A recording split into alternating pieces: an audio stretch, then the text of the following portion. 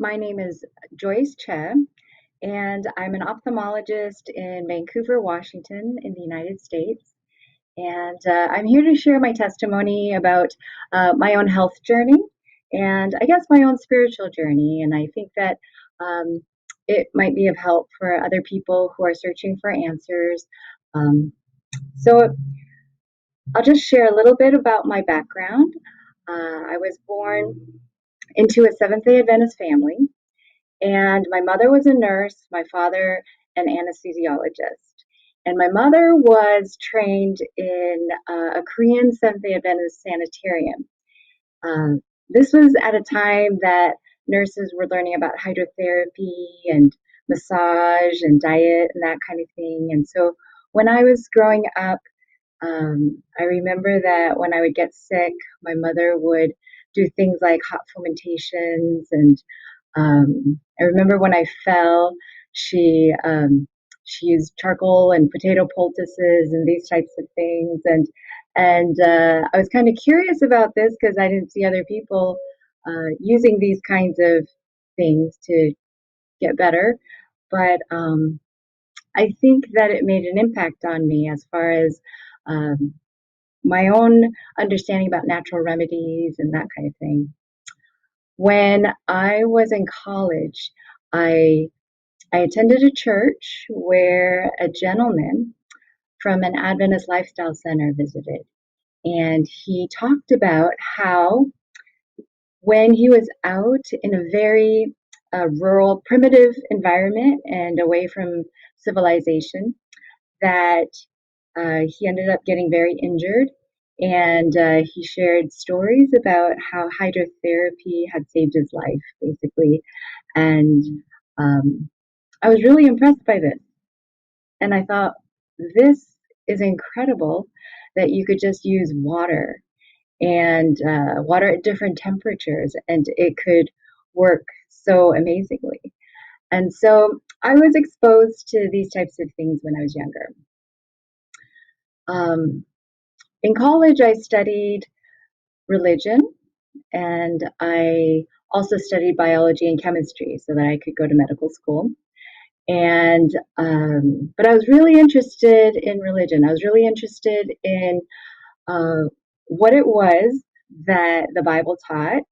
And being brought up in a Seventh Day Adventist household, I was really interested in what do Seventh Day Adventists believe? What do other religions believe?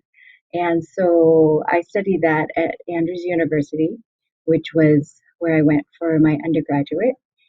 And I remember thinking as I was going through these classes that it was very interesting, but it was interesting. I didn't feel like it was really teaching me how to have that relationship with Jesus. The practical aspects of it um, were a little lacking, perhaps.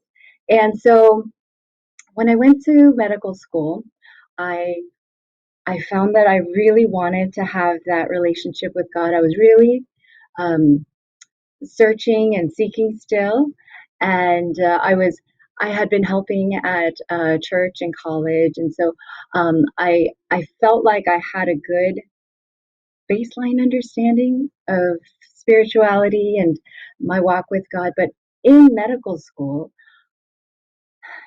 I kind of felt a little lost. You know, in medical school, I felt like the classes for religion and these types of things, it just did not meet a need that my spirit had, and I just wasn't able to put things together.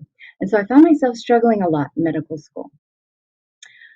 Um, I found myself struggling spiritually as well as as I was studying, I was doing well, um, but I was so confused because I felt like all this knowledge that I was gaining, all this information that I was absorbing, um, it did not correlate with the things that I had learned growing up. Even as far as some of the things that I had learned at church with this gentleman talking about hydrotherapy and at that time comparing how how much in wonder I was at how amazing nature was and how amazingly the body worked. I found that in medical school, because everything was so compartmentalized perhaps, and I was learning about reactions in the body that perhaps I could not connect with how the body worked in general. And so I found that I would do well because I knew how to take tests, and I was fairly bright, I guess. Um, but as far as how how I was able to put it all together, it was still a difficult thing for me. And I was praying and asking the Lord, Lord, this is so different than what I had thought I was going to do and what I thought I was going to learn. And what do I do? Am I in the right place? And I ended up doing ophthalmology because I enjoy working with my hands, and I'm good at fine motor type of things, and it worked with my personality. Ophthalmology is a wonderful field in that when you look at someone, could look at their blood vessels. It's like the only place in the body where you can see what the blood vessels look like. And so I went into the field of glaucoma, which is looking at the optic nerve and kind of the internal medicine of ophthalmology. And I did that for about almost 10 years before I came to Vancouver, Washington, where I've been for the last 9 years. And so I've been doing ophthalmology for probably about 18 years or so. And it's been a blessing to be in this field.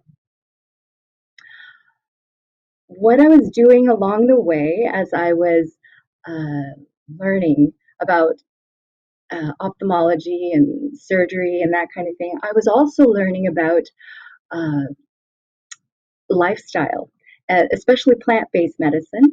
I'd go to a lot of conferences and learn about the research in plant based medicine. And I was so excited to hear stories of people getting better by just changing their diet and lifestyle. And so I would come back from these conferences to my clinic and I think, if I just treat patients with eye drops and medications, it may help them for a little while. But I know that disease all disease has at its root that people are unhealthy and usually have very unhealthy habits of eating and living and heartache and these kinds of things. And so if I would talk with my patients about changing these health habits, I'll help them even more. And so in my clinic, I would try to see what they were eating. I would try to see what was going on in their lifestyle. And with ophthalmology, with any kind of medical practice, you have to see patients fairly quickly, usually about 5-10 minutes, maybe 15 minutes at a time. And so I'd have to kind of choose who to talk with, but I'd always try to find out how interested this person might be in improving their health. And over time, I kind of got used to being able to help people very quickly, get an idea very quickly of what was happening in their life. And even in doing an ophthalmology practice, got blessed and I was able to, help some people lose weight and stop smoking and this type of thing. And so I was very happy about that. Um, but all of a sudden, as I was thinking about it, I thought, if if I keep on going like this for the next 10, 20 years, um, I may help another, 10, 20 patients. Because there are a few patients that come in and they'll listen and they're really interested. And, but you can't do a whole lot in 5, 10, 15 minutes.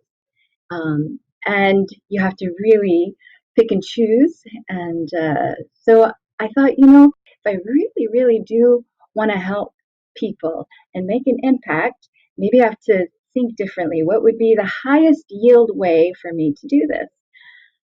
And it was around that time that I had moved to Washington. It was in the last 9, 10 years that I also was having my own health issues, and I'd been struggling ever since medical school. In my first year residency, I had some issues with pain and that kind of thing. And I was put on a really powerful antibiotic, and this antibiotic had just come on the market. It was called trovafloxacin, and it was taken off the market within a year because it caused liver failure and death. So you know that it was a real powerful one because it's. I think it's kind of unusual for medications to be taken off the market. But it's the same family as ciprofloxacin and these other fluoroquinolones that now have black box warnings on them. Um, it caused me to have a lot of pain and fatigue. And looking back, I can see that it progressed over the years. And over the next few years, I got progressively weaker. And this weakness caused me to develop a lot of chronic pain issues. Um, and so for years, I went in chronic pain. I had um, weakness in a lot of my extremities and joints and that kind of thing. And I just thought this is what getting old is like, I guess, you know. And I thought, I guess this is the way my future will be. And it was kind of a difficult thing because I felt like I'm so healthy. I'm getting even more health conscious. And why am I in so much pain? Why am I so weak? And it was an unusual weakness. It wasn't just like I'm out of shape type of weakness. It was a weakness where I had difficulty doing things like going across a monkey bar. I would see children, and I had my nephews to take care of, and I would actually think, I hope I don't drop this child.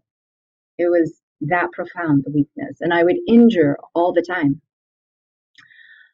Um, Looking back, I can see that there are a number of reasons for why this happened, as far as my own understanding of health now and how the body functions and how it's so integrated. But at that time, I had no clue. And as I was going to different lifestyle centers, because I was very interested in natural health and lifestyle and helping people, at my church, I was a health ministry director. And so I was doing classes on diabetes and blood pressure and that kind of thing. And I could help people make good choices and get better from these things like high blood pressure and diabetes and that kind of thing. But for my problem, and for people who had other, mysterious, chronic, weird issues, I just felt like th- this must be the extent to which diet and lifestyle can go. And after that, I guess there's nothing. And it was in 2011, just as I was moving to Vancouver, Washington, that I went to see someone in the functional medicine field. And she was working at Loma Linda, and she tested me for food sensitivities and this type of thing. And she told me that I had leaky gut, and and then she told me something that was for me really shocking. She said that the reason that I had leaky gut was because of my plant-based diet. And I had been going to all of these plant based conferences and hearing about the science that supported plant based diets and how anti inflammatory it was. And so I was really shocked. And of course, I was I kind of dug in my heels. I thought, this is, of course, incorrect and unscientific. And I started researching it online, and she told me that I had to get more on a paleo diet and eat things like bone broth and that type of thing. And so I started researching it, And I was so confounded to see all of these people write that they had to switch over to a paleo diet for them to get better. And some of them were on the standard American diet, so it's not surprising that they would get better. But some of them were saying that they switched over from a vegan or a plant-based diet. And it wasn't until they became a paleo eater that they got better. And I remember thinking, what am I going to do? Because as a physician, I'm really interested in what science has to say. Yeah. And is this truly what the scientific literature is going to back up? As a Christian who believes in the Bible and believes that God is creator and believes that God gave us a diet that would be the best for humanity, I thought science should back up what the Bible says, if the Bible is true. And so this was my quandary. And I started researching it. So I did go on an elimination diet. Now, an elimination diet is where you avoid eating the foods that cause inflammation, like whether you test for it, as I was tested for by the functional medicine person. She tested me with blood testing, IgG testing. It's a delayed hypersensitivity reaction. Or just by your own experience, because these tests aren't 100%. And so you just take them as points of data, and then you have to look at your experience as well. And so I went on an elimination diet, avoided a lot of different foods, and I found that I was starting to feel much better. And but still, I wasn't doing things like bone broth and that kind of thing. I was really praying about it because I thought, I'm better, but I was tempted. I was tempted to try these things because I wanted so much to get better.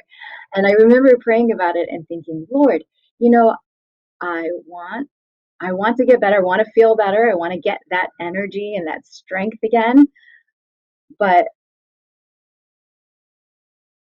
the world is saying that for me to get better, I need to adopt a way of eating that's based upon a philosophy that you do not exist, and that I would have to eat in such a way as I evolved. According to the paleo philosophy, we don't eat things like seeds and legumes and grains, because these are farmed things that our ancestors did not eat of, because as they evolved, they were hunters and gatherers. Farming came into civilization much later, and some even go to the extent to say that agriculture is the worst mistake humanity ever made. It's the total opposite of what is in the Bible, where you see that God put man into the garden, and that was his first occupation. So it's like a totally different paradigm. And I thought, Lord, I want to get better, but for me to do this would be a total betrayal of you. And Lord, if I don't get better, if you don't heal me on this plant-based diet, I don't know. I don't think that it could be good for you. I don't see how that would be a great witness for you, but I'm going to leave the results up to you. And that was my struggle, and that was my decision, where I decided, I'm not going to make my health such an idol that I would adopt a philosophy that would betray my best friend. And so that was, I remember that was something that a decision that I came to, and I'm really thankful that I had, at least at that point in my life, I had developed a relationship enough with Jesus that I could be loyal to him at that point. I think that God really blessed me because of that. And it was around that time that I heard a sermon on Audioverse by a gentleman named Gabriel Aruda, and he was talking about autoimmune disease. And I knew that my condition, this weird pain and weakness and these kinds of things, I knew that there was some kind of autoimmune component. I knew that there was some leaky gut component to this. And I had never heard of an Adventist who was helping people with leaky gut and autoimmune disease. It had always been alternative practitioners and people in the Adventist church at that time, doctors in the Adventist church at that time, there was a lot of skepticism as to whether leaky gut was actually a true thing, if food sensitivities were real, if gluten intolerance was a real thing, or if it was in someone's head. And to find that there was an Adventist who was dealing with this, I thought that's interesting. And at that point, I thought, I think I already know everything because I'm doing the elimination diet. I'm gluten free and all of it. And I don't know what this person is going to teach me, but I'm very interested in seeing how another Adventist is going to do lifestyle and this kind of medical missionary work. And I wanted to go see. And so in January of 2016, I went to Years Restored Lifestyle Center in Central California. And this was where I met my friend Mercy Ballard. And Mercy and her husband Anthony, Mercy had her own health journey where she had developed rheumatoid and she had developed real severe anemia for which she had been hospitalized and she didn't know what to do for many years. She was kind of really debilitated. She was in bed and hardly able to function. So I went to Years Restored and I found that there was a woman who was working so hard to help people with learning how to eat in such a way to heal the leaky gut that was totally plant-based and that was working better than anything out there. People who had been on the paleo diet, who had been debilitated, who had been in bed for years, were recovering with this diet. And I thought, why doesn't anybody else know? Why is she here by herself? And from that point on, I kept in touch with her. And we actually ended up writing a cookbook together where we put the recipes from Years Restored um, down so that people could recover. It's a 7-day meal plan in there. And we have come up with an online course so that people who can't make it to the Lifestyle Center, that they can do an online course, and we're there once a week live to answer their questions, and then we go around to different churches and share with people our journey as well. And both of us have this desire that God's way be made known through the world, because we feel like this is part of the three angels message, where that first angel who says, worship God who is the creator, that this is what that's a part of. Because so many who are sick, who are in that paleo community, think that there's no hope. And there's so many Christians who don't understand that when they adopt a paleo diet, that they are basically saying that there is no God because I'm eating according to how I evolved. And it is such a blessing to be able to put science together with the Bible and to see it come together in such a powerful way, especially when you see people who were sick for so many years get better. And so this is what we're doing now. And I still work. I still do cataract surgery. But this is what takes up a lot of my time. And every month, Mercy is doing a lifestyle program now. I go every 1 or 2 months. I'll try to go and help her for the weekend and give some lectures and that kind of thing. And it's been a blessing. Been a blessing to see.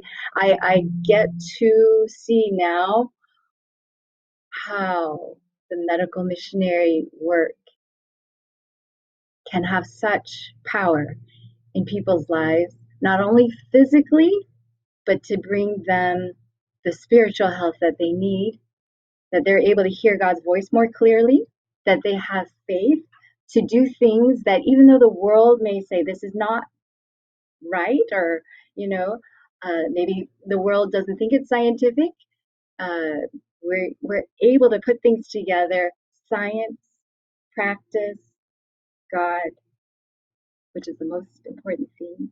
And I hope that many people find salvation, that many people are able to put their spiritual walk with their physical walk, their emotional walk together, and it has power.